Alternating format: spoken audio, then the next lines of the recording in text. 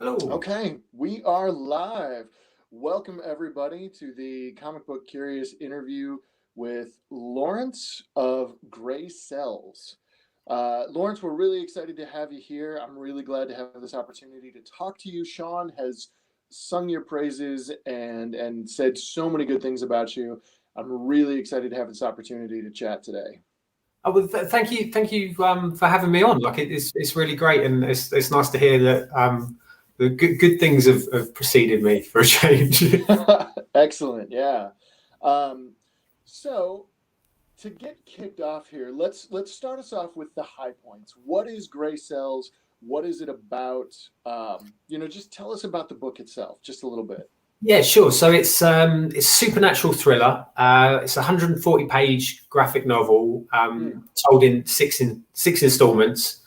And it's about a child is abducted from his home, and the authorities, the school, the institutions, they're sort of ignoring it. They don't want to believe that he was abducted. They want to believe that he was a runaway. It comes across the desk of Lena Santos, who is a journalist who is looking for a big break, a big story. And she starts to dig deeper, and she discovers this underbelly in the city of the supernatural and the dark, and she rubs up against sort of corruption and apathy and the system, as well as this supernatural villain that's taken Josh, the boy who's been abducted. Awesome. That sounds great. That's a perfect lead into my next question, because doing my research on this, I've noticed, there's a lot of different elements that come into play in the book. You mentioned it's a supernatural thriller. Of course, there's the noir aspect to it. My first thoughts, especially the description that's on your website of Seven meets, X-Men's The Shadow King. Yeah. And my first thoughts go to horror books like Nailbiter or Hellblazer. Your description that you just gave with the hidden underworld and everything calls to mind Neverwhere by Neil Gaiman. Right, yeah. Tell us a little bit more about what were your influences and what were you reading or watching or thinking about as you were writing this story? So I was probably reading a bit too much Stephen King, and it was just the start of lockdown. So I think around early 2020, and so there was a lot of stuff in the news where you had sort of competing realities going on. So you had two different camps that thoroughly believed their version of the truth, and they were polar opposites of one another, and that sort of frightened me a good deal. Stephen King was frightening me in other ways, and so I thought I want to write something scary. I want to do something that's gonna keep people up at night. And so I sat down and thought about what it was that frightened me all my life, from like childhood up to now. And it's losing control of your mind, losing control of your body and your senses, and not knowing who to trust or even being able to trust reality, that what's going on. So I've created this villain with the help of Kay, who's a fantastic artist, and he's able to manipulate realities. He's able to influence your thoughts, and you don't know who to trust, and you don't know what's going on. And then I built up from there into if you can't trust at this level, who can't you trust at this level, and who can't you trust at this level? And so yeah, it's a book about trust. I didn't realize until I just started talking about it. No, I love that, and it's funny to hear you go through that process while thinking out loud, and also to mention that you were reading a lot of Stephen King. Have you read Stephen King's book On Writing? Yes, I have. Yeah, and it's bad for me to write that way because really? Yeah. That's how I have not completed a lot of things, is to try and be a discovery writer, where you start off with an idea and you see where it takes you. And I'm always disappointed. I do love Stephen King, but I'm always disappointed with his endings because he sort of writes himself into a corner and finishes the book. And see that yeah. I'm so glad to hear you say all of this because one, I've never heard the term discovery writer before, and I'm Okay. absolutely stealing that because he doesn't come up with that term in the book. Like I read On Writing probably at least once a year. It's one of my all-time favorites, and like it's great to hear you. One, I'm impressed and also a little jealous that like you wrote a graphic novel last year. I wrote a graphic novel last year. I, of course, don't have an artist or anybody, and like everybody I've reached out to help me with it has just dropped the ball. So like I'm amazed and I'm really excited that you were able to get yours done, and I'm super excited to read it too, knowing now, everything you were saying. But I gotta say, one of the difficulties that I have as a writer myself has been for years coming up with endings because I am one of those discovery writers. I'm very. When I read Stephen King's book On Writing, I was like, this is how I discover my stories myself. But the first, I think the first two novels I wrote, well, one was a novel, the other was a novella, I didn't know how to get out of it. And I'm thoroughly disappointed with the endings of both. So I absolutely hear what you're saying. So this is probably not the.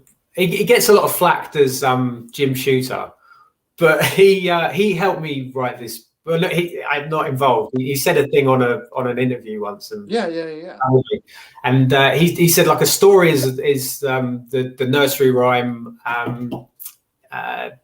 Little Miss Muffet sat on a tuffet. Yeah. And if you go through the steps of that, then you'll have a story. So introduce the character, Little Miss Muffet. Yeah. What's she doing when the story starts? Where is she when the story starts? Sat on a tuffet. Mm-hmm. What's she doing? Eating curds and whey. Then an obstacle comes along. Along comes a spider who upsets the natural status quo, and she has to deal with it. What does he do? What's the antagonist? Well, he sits down beside her, and then how does it end? She runs away.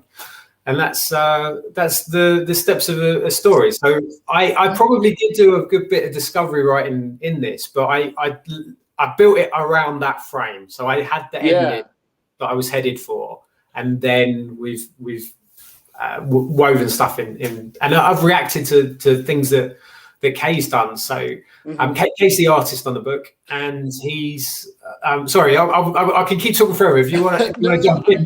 I have questions about the art, and I'm like, you're answering questions I haven't asked yet. But real quick, before I get into that, it's interesting to hear that Jim Shooter had that sort of analysis of Little Miss Muffet, and that's how you tell a story. I'm reminded of. Are you familiar with the director Billy Wilder? It rings a bell, but you'd have to. He was hugely prolific in the late 40s, early 50s, I believe. He directed a lot of film noir thrillers. Oh, okay, Double Indemnity is. Yes. Yeah. So that's a Billy Wilder, and he once said that as a storyteller, the three acts go. In Act 1, you put your hero up a tree. In Act 2, you set that tree on fire, and in Act 3, you get him out of the tree. Yeah. That's a. Who's the other one? Is Dan Harmon's got a good one with his story circle where it's like I'm going to butcher it because I don't remember it, but you have a character. I'm going to butcher it. I don't remember it. It's six phases, and it's like who gets what he wants, but pays a price for it and changes as a result. I've heard this. Yeah. That's a good one. Yeah, and if I remember correctly, there were elements of like you have a main character who thinks he knows what he wants, but then he gets what he wants, and it's not what he really wanted. Yeah. And then he doesn't ever get what he really needs, but then when he gets what he needs, he realizes that's what he wants. Something like that, right? Yeah. So that's something sort of similar to what happens in Grey Cells. You've got this journalist who's after her first big story. Mm-hmm. And the problem is it's delved into this supernatural element, and she's working for a respectable newspaper. Is she going to be able to? She's got the story of a lifetime. Is she going to be able to publish it, or is she going to get laughed out the room? You know. Nice. Okay. So yeah, actually, let's keep talking about that, because my next question that I had on the list was about the art. So again, looking through the website and seeing the sample pages you've got up there, and I especially love the first image that's on the website is that monstrous, bloated frog woman like thing. And to me, the first things that come to mind looking at it, I'm very much reminded of the Sandman comics and the Universe of the Dreaming. I don't know if you read any of them, but I know DC recently came out with, or attempted to kind of revisit the Sandman universe with this expanded series of comics that all took place within the Sandman universe, but where the Sandman was not the main character. I read a few of them. The only one that I really came up with was, I think it was just called The Dreaming itself. Oh, yeah. And loved that one. G. Willow Wilson wrote it. It made me a fan of hers. And I've already started kind of revisiting more of her work because of it. But anyway, where I'm getting to is the art style, very reminiscent of that kind of loosely connected images, thoughts, and feelings, where the color plays a really heavy part in it. So I'm really curious, did you work with the artist very directly in influencing that, or did you hand the artist a script and say, make it happen, or was it somewhere in between where you kind of collaborated on things? Tell us about the development of the look. Definitely. So I've been really lucky with Kay, and you mentioned the colours. That's Corey Ranson does those, and then but going back to the question that you asked, I started drawing it myself, and I was having trouble with it because I lack that sort of imagination, that sort of spark when I can draw a picture, but it's not. It doesn't tell a story as well. So I went onto social media, onto Reddit, and I was looking through sort of artist portfolios, and I found Kay's, and he ticked all the boxes. So he could draw realistic looking children, because there's kids getting abducted in this. He could draw cityscapes really well. He looked great in black and white. And originally I was going to do this in black and white until Kay suggested we try it in color, and then never looked back once we sort of brought Corey on board. I had some sort of character sketches that I had to show Kay, and I pitched him the script. He had some ideas. He came back, and we were pitching each other the same things. So he was like, he lives near Detroit in Michigan. Yeah. And so he was like, I want to base it on that. I want the city to look like this.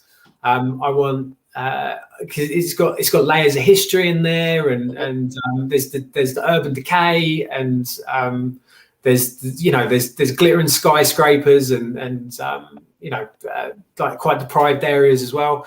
And I was pitching him the same thing, so I was like, yeah, that's exactly what I want. So we were all already on the same page with it. And I handed over. I left him. The first thing he did was come up with some character sketches, and then it wasn't my book anymore. It was our book. So nice. The stuff that was coming back was so far beyond what I'd had in my head that I actually ended up changing things that happened based on the pages I was getting back. So it turned into a proper collaboration with it. That's awesome. Yeah, well, that was one thing I did want to bring up then, and it's just gone right out of my head. But it's something. Please. Oh, I don't know. Something good. Kay's awesome. He did something magic, and I'll remember it in about 10 minutes, and then jump in, and you'll go, "Why are you talking about this all of a sudden?" No worries. I love hearing you talk about Detroit, because I was born in Detroit. I was raised for a good part of my life in Detroit. Most of my dad's family, a large portion of my dad's side of the family, still lives in Detroit. So I get a lot of frequent kind of updates and notices. Like, my cousin works for the Red Wings. My uncle coached for the Detroit Lions for a couple of years.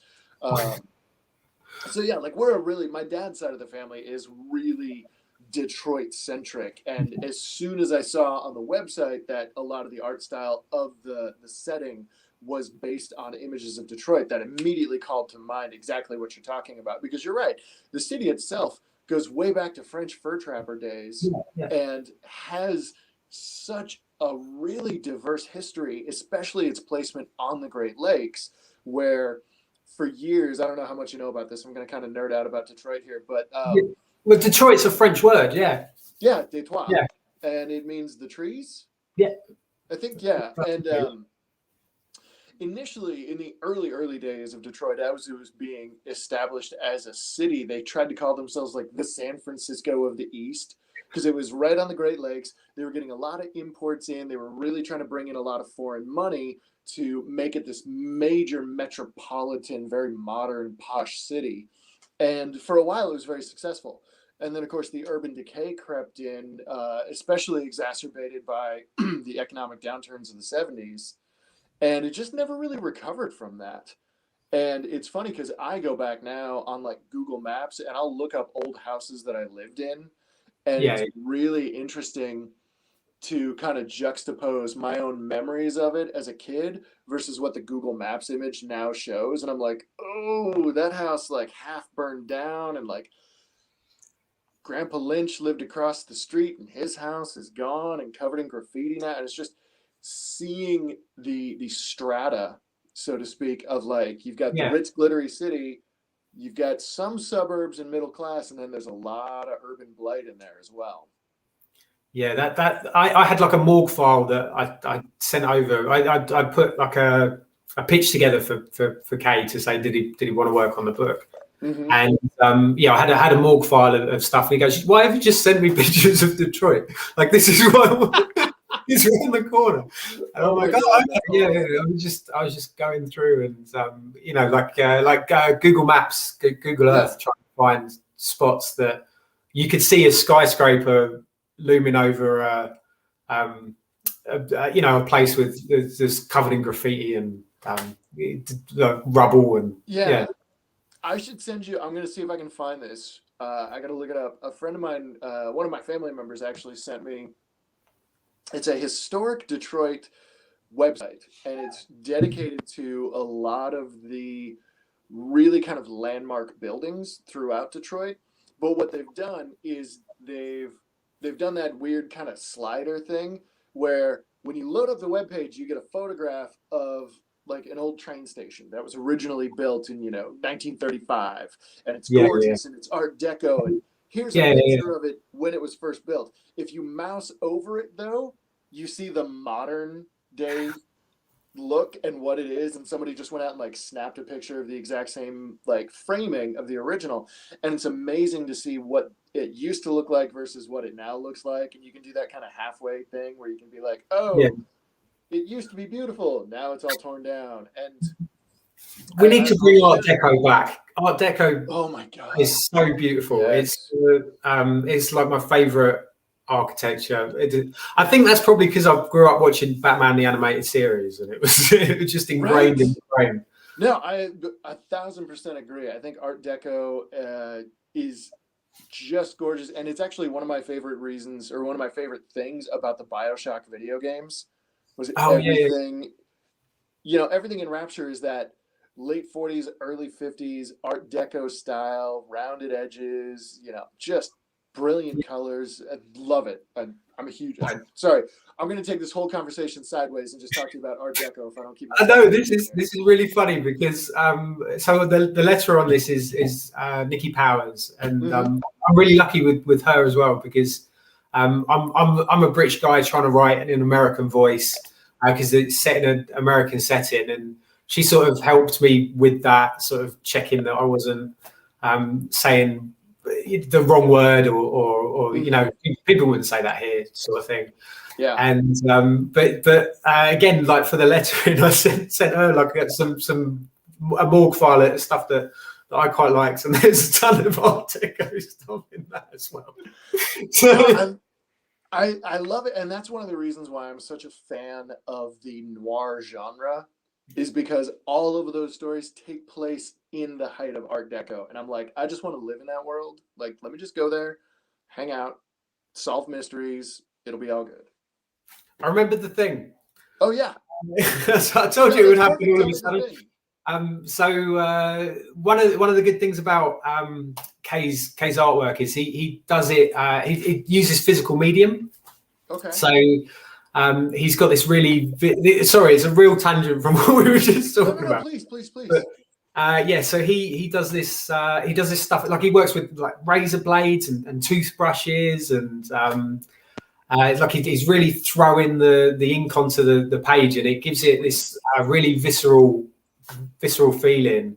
And that was something that I didn't realize I was looking for until. So he's influenced by like Brescia, who's the Argentinian. I hope I'm saying that right. Who did the Eternaught and Che Guevara life story? Okay. I'm gonna have to look that up. I'm not familiar with the artist. He's a really fantastic.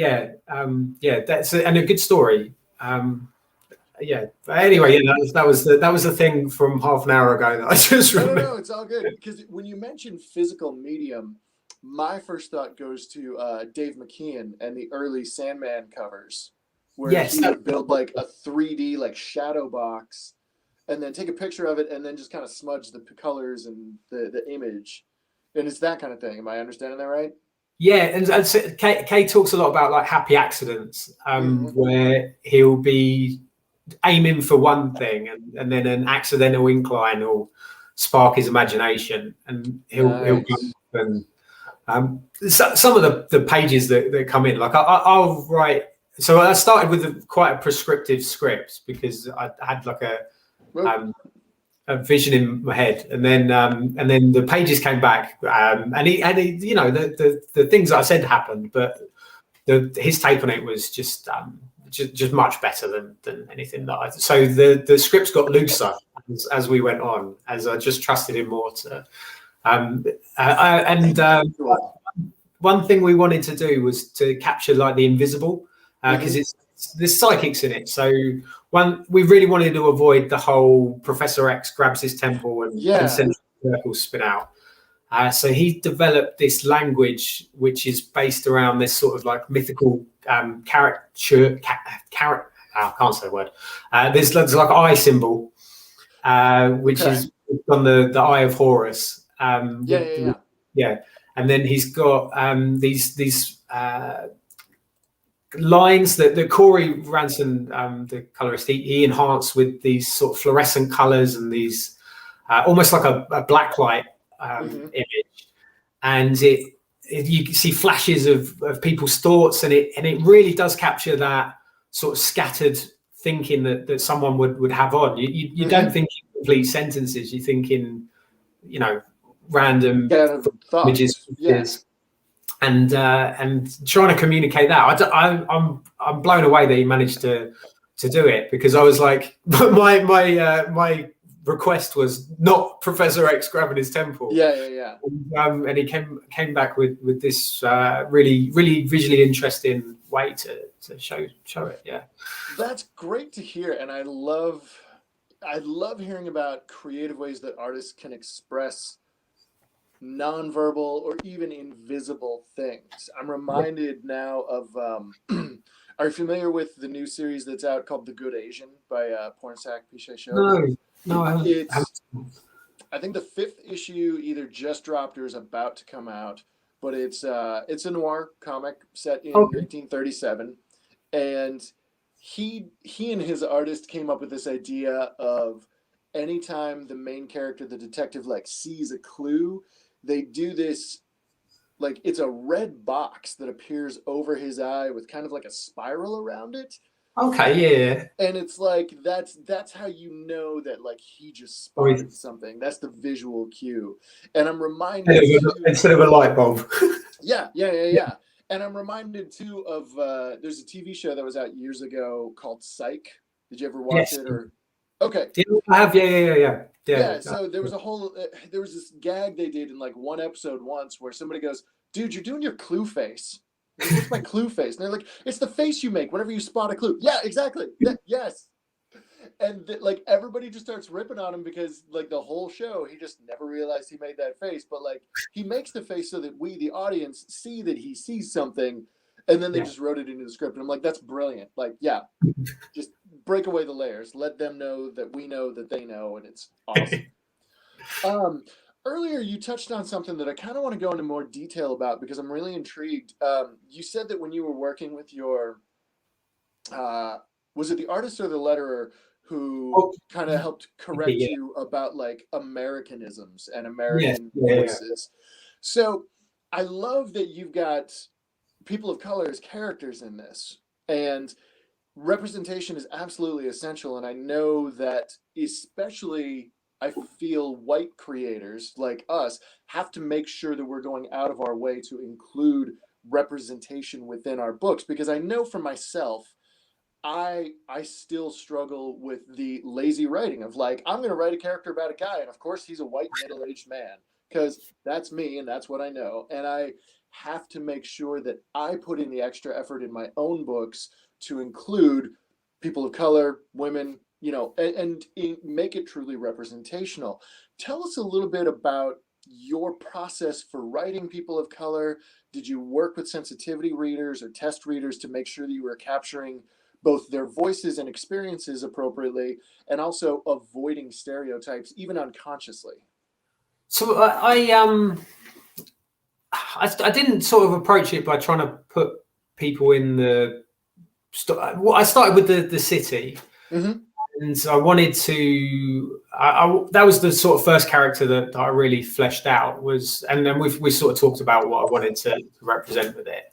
And then I tried to think what characters would fit best into that story and would tell it in the best way. So I sort of broke down, and you can't really have a story in modern America in a city without having diversity. Yeah, absolutely. I didn't sort of approach it with I wanted to have these people in specifically. I thought they were the best characters to tell this story with, and I just tried to be as honest and respectful as I could be. I spoke to friends and tried to make sure that I was. I really wanted to do the characters justice because I love them. They're great characters, and so we worked hard on trying to make even the sort of background characters have some dimension to them. So we talked about sort of corruption and apathy and like the system and things, but I didn't want it to be like a sort of clear cut good versus evil thing. There's pressures on like the social worker in it. He's overworked. It's not that he's actively avoiding this. He's as much a problem with the system as the characters that are more directly affected by it. So yeah, no, I didn't really work with sensitivity readers or anything, but I just talked to friends and you know, there's strong women in it. There's strong people of color in it. I tried to make every character sort of strong and interesting as I could in their own way, and hopefully I've done a good job. I've tried. No, definitely. And it sounds like you've absolutely put in the time and the energy and effort to make sure that you're creating these fully developed characters that have, you know, a range. Everybody's got their strengths, everybody's got their weaknesses. And I just, in my research and learning about it, I was like, wow, here's like another white guy who's writing non-white characters. Like, this is awesome. This is the kind of representation that I feel is really critical right now, because it's become such an issue, and it's become, there's such an awareness around it, you know, and I feel like everybody needs to make more of an effort to do, like you said, like, you're being honest to the characters, you're being honest about the story and the city and what's in there. And that's beautiful to hear, man. Like, I think it's great. And I really am glad to hear you say all that. I think awareness is a good word. So it's just taking an extra thought, an extra beat to make sure that you're not leaning on lazy writing, like you say. You know, you're trying to be. It's hard writing in different people's voices, but you know, I can only be at most one character in the book. Yeah. No, and that's what you said just there is exactly, I think, such a key point is you have to take that extra beat. You have to take that extra minute to really think. And so many creators get so wrapped up in the creation that they don't take that extra step. And so it's really, I'm so glad to hear that you're aware of it and you're doing it. And I can't wait to read the book. So let's flip it around a little bit.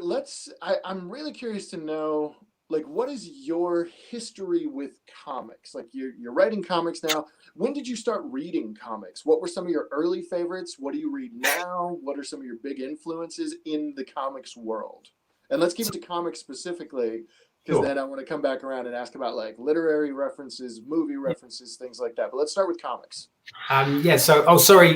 Today is November 5th, so you might hear fireworks in the background because it's our day where we set fire to the sky. Oh, it's your July 4th, right? Yeah, sort of. Yeah, pretty much. Yeah. Right. What were we saying? Comics. I had a few phases. So I liked them when I was young. We didn't have a lot where I grew up. So I would go to like the local. It's like a small little convenience store thing. Mm-hmm. And they would have like almost like a news rack more than they'd have like 5 comics. So I read a lot of Superman Red and Blue, which I do not recommend to anybody. It's awful. I kept buying them because they were available. But I did get some. This is really weird. My friend growing up, he's got family in Detroit, and he brought back some comics. So we started reading those, and they were better. And I was like, oh, they don't have to be awful. They can have. So then I started looking for them, and we got some good comics over here as well. So there was like Judge Dredd comics. I started reading. Mm-hmm. We've got some awful comics as well. I read those. So that was my sort of childhood. When my aunt lives in LA. Okay. And I visited her when I was maybe like 10 or 11. And then I saw comic book stores and I was like, oh my God, there's actual places you can go and they just sell these things. That was I'm used to like a little corner on the bottom shelf of a magazine. Right. So seeing walls of it, I was like, and then that confused me because Superman had a mullet in that. I remember that period. Yep. Yeah. I was like, but I thought it was red. Well, that had already confused me. It was a very difficult time. So I liked DC growing up. And then I sort of moved away from it. I got back into it when I was probably about early 20s with Invincible and not Invincible, Incorruptible. Familiar with that one. Which is there's Irredeemable, which is where you've got the Plutonian who is basically like a Superman. Why am I obsessed with Superman? Superman's awesome. I apologize for that. I love Superman. So he is an evil Superman who goes around and the Justice League have to band together to stop him and have trouble doing so. And then there's a spin-off of that, which was Incorruptible, which is about a villain who sees this Superman-esque character, the Plutonian, go a bit mad and reacts to it and decides to be a good guy for a change. And that I quite liked. And then Frank Miller, Alan Moore, you go down your list. Art Spiegelman was Mouse's. I only read that a couple of years ago, and I knew it was a good book. Everyone kept telling me it was a good book. I was going to say, don't feel bad. I still haven't read Mouse. You do, really do. I need to Christmas is coming. I'll tell somebody to buy it for me as a gift, and then I'll finally have it and read it. it is difficult to read, not in a sense that it's hard. It's just heartbreaking and gut wrenching, the whole thing. And and then he sort of had concerns about how he was representing his dad in it. He was like, I don't want him. I'm like I'm crafting him as this stereotypical. But no, it's a really that I read in one sitting. Wow. And I just couldn't stop, and it just made me. It was hard to. What am I reading now? I like Ed Brubaker. Okay. I like. I'm thinking of what he's working on right now, because I know the name, and I only know him from. I think for a while he did like some Batman Superman team up. Oh no, he did Gotham Central, which I liked, which is like a police procedural set in. I love that. That was really good. I really enjoyed that. He does a lot of that sort of almost like a detective stories, like but actual detectives. Yeah. Which that's probably a bit of an influence I didn't realize I had. What else do I like? I'm trying to think. There's something. No, I don't know. There's Okay, so then what are some other like influences on your storytelling then? I mean, are there any movies, movie series? Is there anything that comes to mind when you think about like what puts you in the right mindset to write? What are some of the things that you're reminded of? So I like Stephen King. We sort of said Stephen King. That sort of genre of stuff is fun to read. So within Stephen King, then, like, what are some of your favorites? Are you a fan of his like older stuff, some of his middle stuff, his newer stuff? I quite like Doctor Sleep, which is actually that's probably a bit old now. But that's the follow up to The Shining, which is very good. And the follow up that held up, and I was like, oh yeah, no, I'm enjoying that. I like usually the older stuff though. So oh God, what's it called? With Dead Zone. I like Dead Zone. Was the Dead Zone? I always get it confused. Was that the one where the guy could see the future?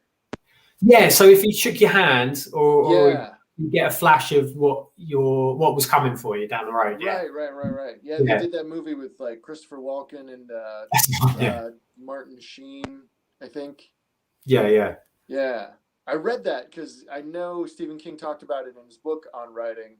So after I finished that, I ran out and I bought The Dead Zone and I read it. And then I saw the movie and I was like, these don't mesh up at all. That, interestingly, was the one book he started with the ending. Yeah. And so it has a satisfying ending, which might be why. Maybe that's why that one works. Might be why I like it. Yeah. Yeah. But I like his. There's a UK writer from the 60s, which is Len Dayton. And he does sort of spy thrillers, but with actual spies. Wow. But like James Bond is. There's an old joke. You can either have a spy story or a story with spies in, and he does. That. I like it though. Yeah. Oh yeah. So it's not James Bond, but it's funny and it focuses a lot on like relationships and the interactivity with the characters over and above sort of massive set pieces of action. I like the Easy Rawlins stories. I quite like old school noir and stuff. So yeah. Have you read, like, I'll admit, I've seen more noir movies than I've read noir books. And I know I need to get on that. Of course, I'm also reading tons of comics every month. And I'm like, because I have time to read for fun. So what are some of your favorite, like, noir movies then? Do you watch a lot of film? I mean, is that something that kind of influences you as well?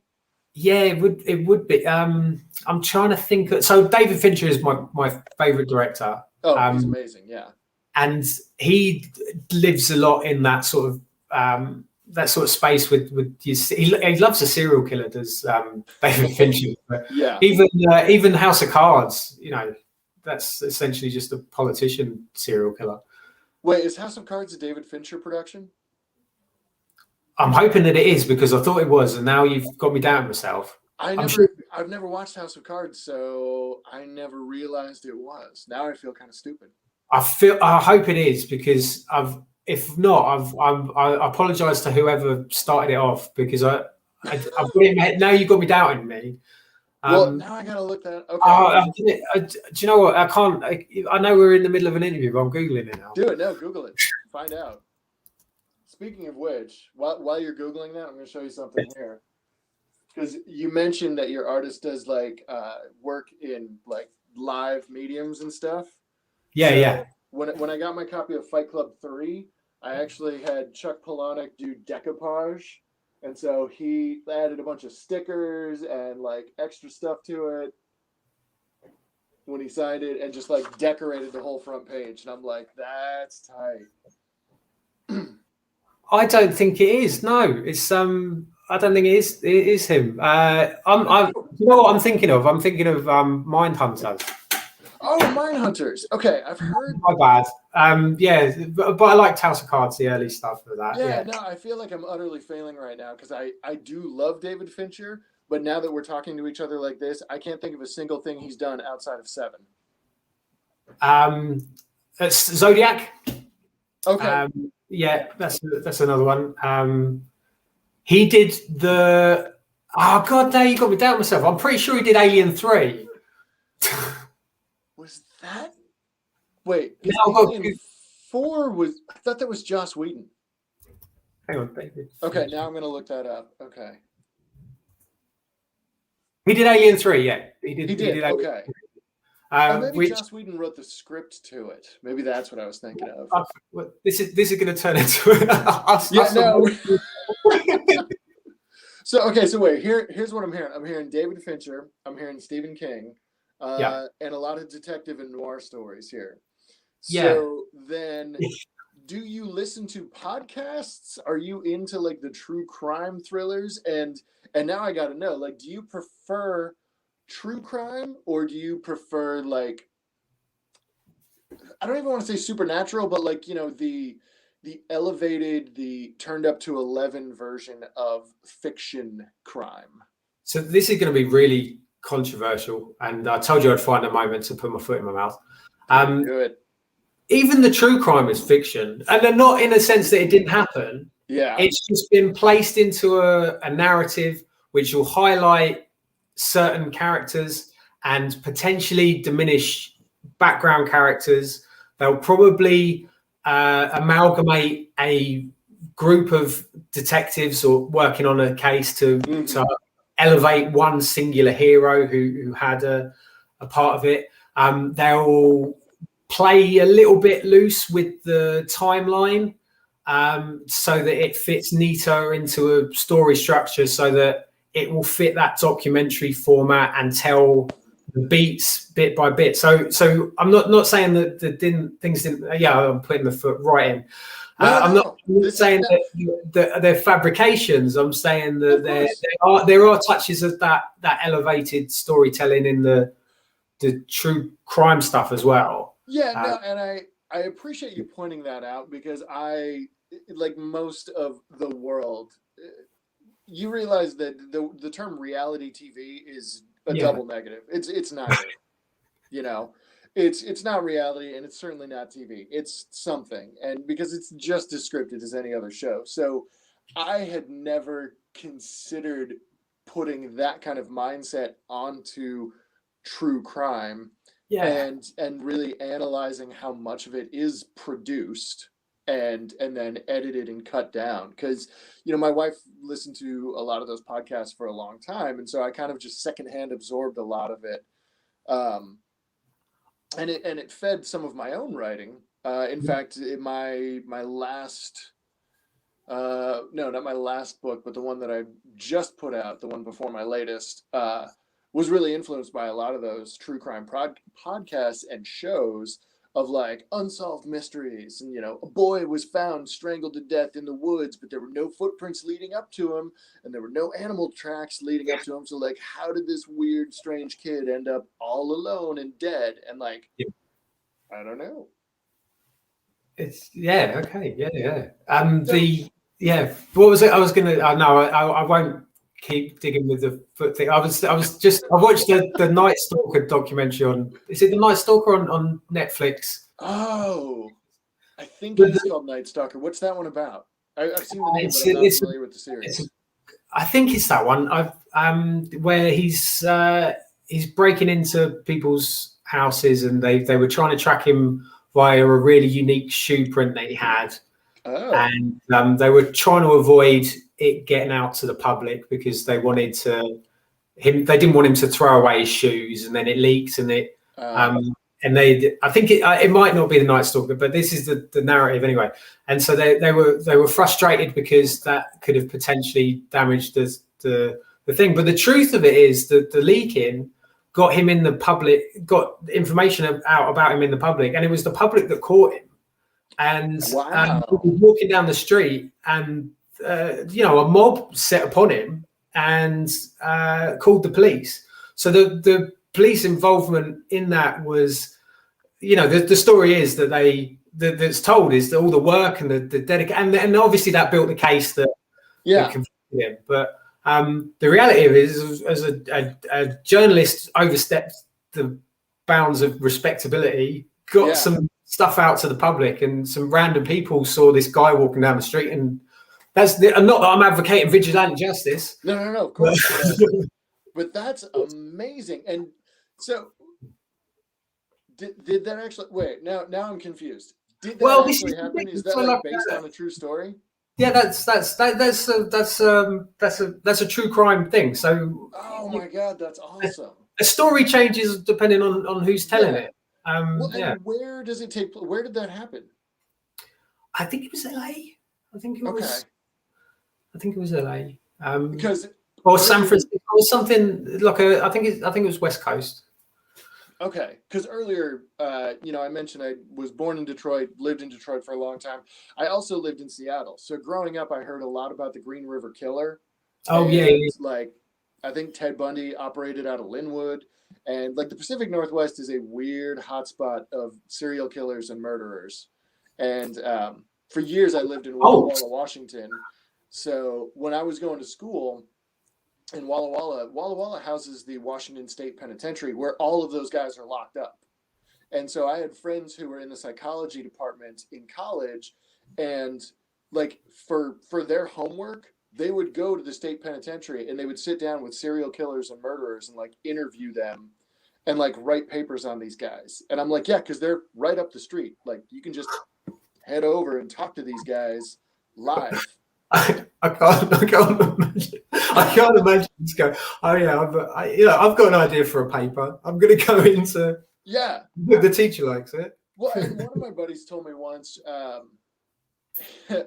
One of his professors sent him to the pen, and what they did was they had him go into an interview room with a convicted felon and just talk to the guy. They didn't tell him anything. They were like, "You're going to go in and you're going to meet this inmate. His name's Bob.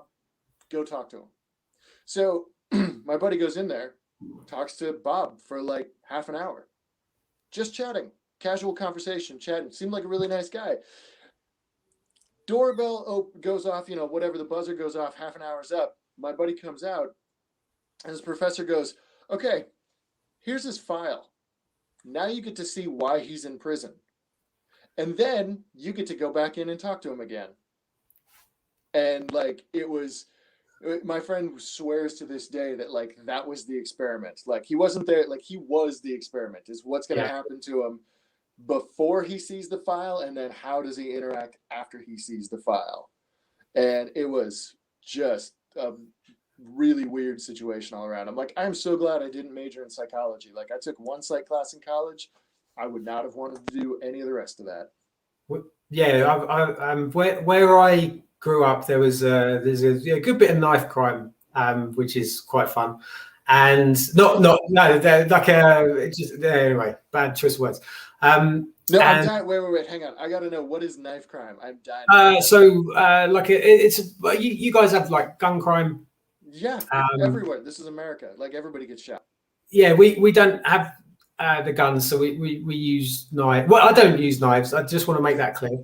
I don't own a gun. I've never been shot, but I know people who do and have. So yeah. Yeah. So I had, and where I grew up, there's a lot of that sort of teenage bravado where you've got to be tough, and I'm not tough, so I don't want to make that. No, you can look at me. I'm not. And but I'd hang out with these guys, and because they live near me, they're my friends, and some of the things that would happen, you get like I remember sitting in a living room or something, and and it all kicking off, and sometimes I think it's just teenage boys with too much anger and not enough places to put it end up doing stupid things. Yeah. Well, now I'm dying to know, has that influenced your writing? Like, have you included scenes from your childhood, obviously told through a narrative lens, twisted a little bit to change the details, but like, how much of your personal life and your memories of growing up that way have gone into Gray Cells or in your writing overall? So there's characters in it that I remember showing it to my dad to see what he thought, and there's one character he was like, I think I've met her. Like, yeah, maybe. So I think that's part of, if you want to write something good, you've got to write something honest, and you end up pulling influences from different places. It's not specifically like anything like that, but just I think a good way to put it is when you're young and you're trying to write, you end up you the best thing I can say is like Mad Men. You watch Mad Men when you're young, and you want to be Don Draper. Yeah. And you try and write characters that are like you inserts, but if you were Don Draper. And then absolutely. Yeah, you get to a point when you realize you're Pete. And and then when you start writing character inserts as this,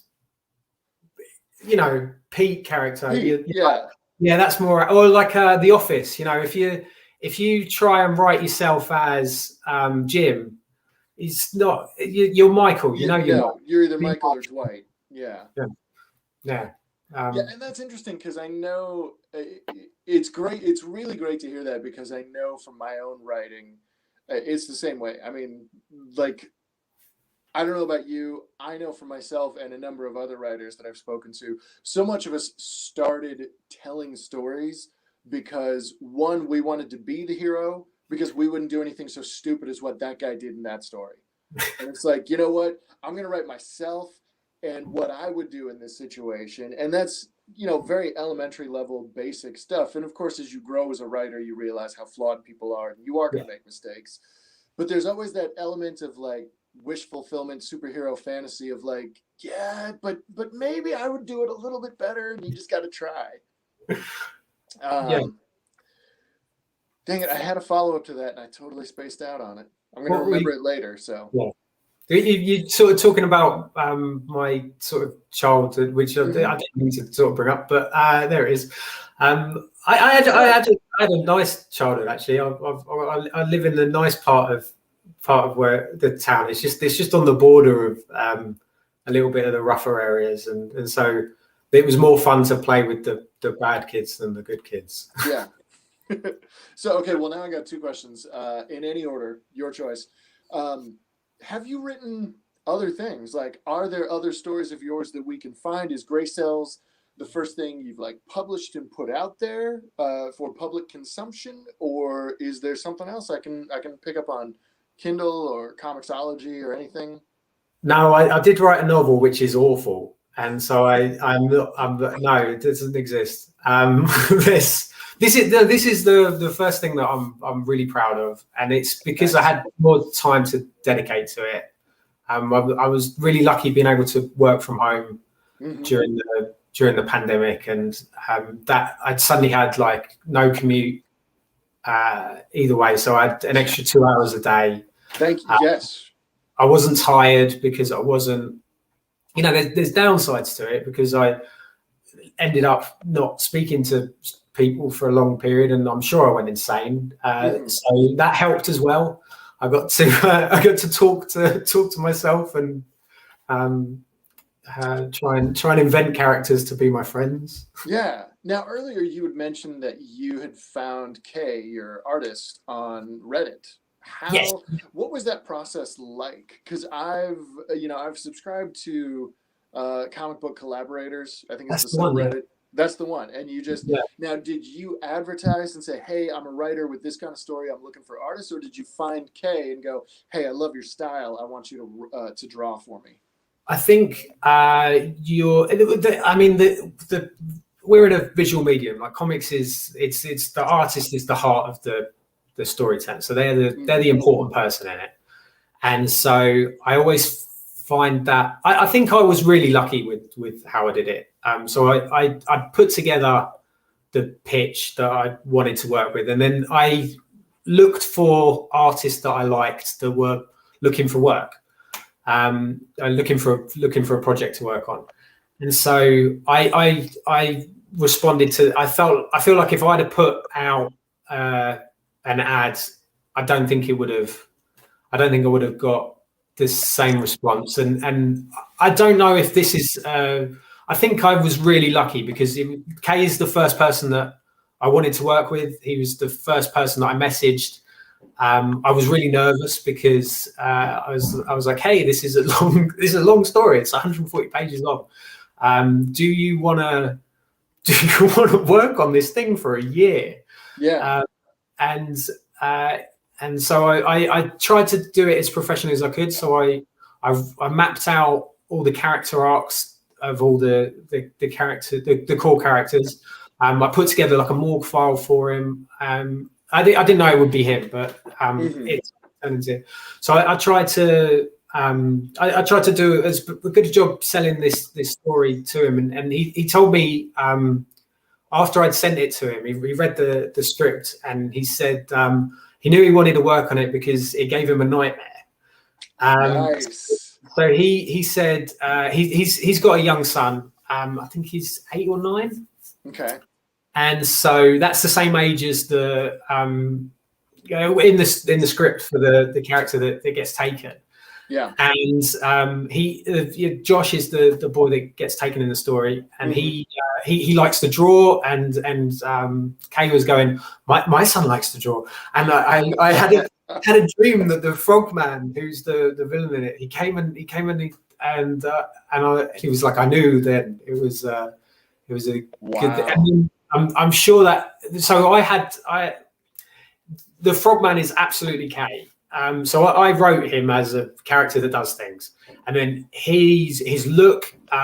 He's because we mentioned earlier he has this ability to manipulate reality, and it can change things. And he has done it so that Kay's Frogman, the Frogman in it, looks different depending on who he's talking to and what mood he's in. So when he wants to befriend the kids and wants to get them on side, he looks a bit more like a Kermit the Frog style. Okay. It's like his attempt to be, friendly, yeah. And then when he's getting annoyed, he starts to twist and morph into this more grotesque this grotesque character. And when he's really angry, he's terrifying to look at. And it's really good, yeah. Well, and I gotta say, the image that's on the website is my first thought when I saw it was very reminiscent of Despair of the Endless from the same series, and I love that. I thought it was a great characterization because I could look at it and then you see like the fangs and the webbed hands and the wild eyes and the hair, and I'm like, I don't know what that is, but it's bad and it's scary. So, anyway, So we are just about out of time. Oh, wow. So I want to thank you again. It's been really wonderful chatting with you, and I hope you don't mind if I reach out to you and keep in touch with you directly even after this. Of course, we'll be promoting the book on the website and continuing to talk about you. Please, yeah. Go ahead. I was going to say, yeah, please visit the Kickstarter. But if you want to read the first 22 pages of the book, which is issue 1 of the 6, it's up for free on inked-dreams.com/grey-cells, and you can get issue 1 completely free. It sets up everything, tells you who the main characters are, you get a taste of the world. What was the website again? Inked-dreams.com/grey-cells, and you get the first 22. But go to the Kickstarter as well, because it would be really nice if we can make this. Is that it there? Inkeddreams.com/. That's one. Yeah, that's. Okay. Got it right. There it is. Okay. Beautiful. But yeah, and there's a link to the Kickstarter on there as well. So sweet. Do check out the Kickstarter. We've got some cool rewards.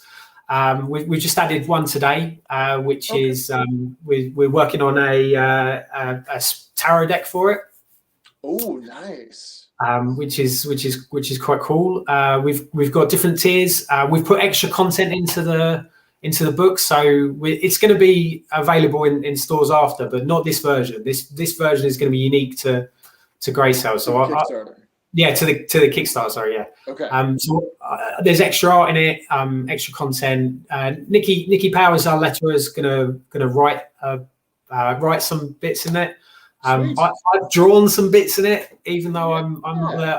Kay's done some extra work in it. He's going to draw some people, some backers into the pages as characters. There's tons of extras over and above the 140 pages, which is the course book. Okay. And is the book that's being released on Kickstarter, is it the full 140 pages, or are you sending out issues? Yeah. Oh, it's the full thing. No, it's the full complete. You can have it soft cover, hard cover. We'd do it, whichever you prefer. We've got a couple of variant covers. Nice. Yeah, okay. I will 100% check that out, because I got a buddy of mine who's putting out his own series now on Kickstarter, and he's kickstarting each individual issue, and I'm like, do it faster, because I want to read more. I want to keep reading. So I'm glad we'll get the whole book. Well, awesome. Is there anything else that you wanted to talk about that we didn't, that we left out? Once again, I'm going to throw up that link. We ended up waffling about me far too much. I didn't get to say how awesome Kay's art is. Really good, really creepy, really great, atmospheric. Corey Ranson's colors on top of that is just a whole other level. So I look good in black and white, but it looks amazing in color. Nikki's letters are. She says she likes to make words beautiful, and I think she's done that. And then I hope I've written a really satisfying story with a beginning, middle, and end, as Jim Shooter taught me how. Awesome. We got one quick question here right at the end. How did you find the collaborators? So tell us a little bit more about that. Yeah, so I messaged Kay on Reddit, pitched him to say would he like to work on the book. He said he would. He suggested giving it a go in color, so I went back onto Reddit, same sub, looked for colorists. Corey had done some beautiful Blade Runner illustrations with really like vaporwave, the pinks and the blues. Mm-hmm. And I'm a sucker for that. So I said, yes, please. Messaged Corey, and again, like my first choice colorist came back and was really keen to work on the book. And then Nikki was the only one that I did put out. I put a post on there saying I was looking for a letterer, and again, first choice though. She came back and I went through. She's worked on a good couple of books. And she's a writer as well, which has been really helpful. So that's good. Yeah, horror, which is good. Nice. Well, great. Well, thank you again so much for all your time. It's been really wonderful talking to you. I'm going to reach out to you and just keep in touch, and definitely check out the Kickstarter. One last time, if you want to download the first 22 pages, the first issue, first chapter, available there at inkdreams.com/graycells. Lawrence Goodman, great talking to you. Thank you again. I hope to talk to you again. Yeah, please. Yeah, thank you so much. I could happily sit here for another couple of hours, to be honest. It was really fun, yeah. Let's do another one of these as we get closer to the Kickstarter launch. Once you've hit it, let's follow up. Let's do more of this. Cool. And the Kickstarter's live now, so Perfect. Yeah. All right. Well, thank you much. We will see you again soon. Thanks. Bye. Bye.